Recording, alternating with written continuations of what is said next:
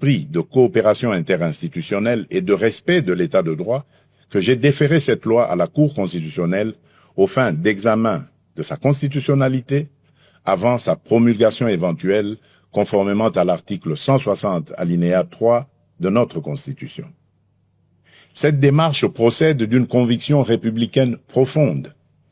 Dans une démocratie, aucune décision, aussi importante soit-elle, ne saurait s'affranchir des règles, des procédures et des garanties que nous impose la loi fondamentale.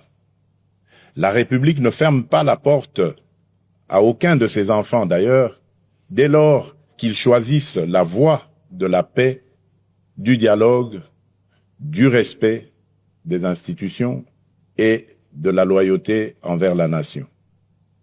Mais le dialogue ne peut être détourné de son sens. Il ne saurait devenir un instrument de pression, de contournement des institutions ou de remise en cause de la volonté du peuple telle qu'elle s'exprime conformément à la Constitution et aux lois de la République. Le peuple congolais est le seul souverain.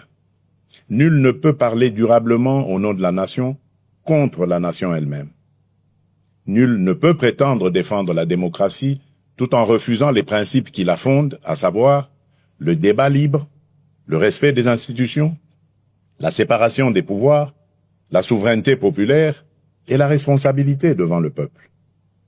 À ce stade, je voudrais surtout insister sur un point avec la plus grande fermeté: le recours à la violence, aux armes, à la haine, à la désinformation ou à toute forme d'atteinte à notre souveraineté et à notre intégrité territoriale ne saurait constituer un mode d'expression politique.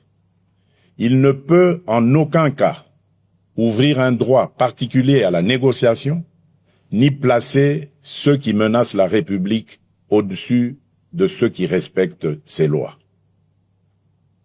Nous pouvons débattre, diverger et nous opposer dans le cadre républicain.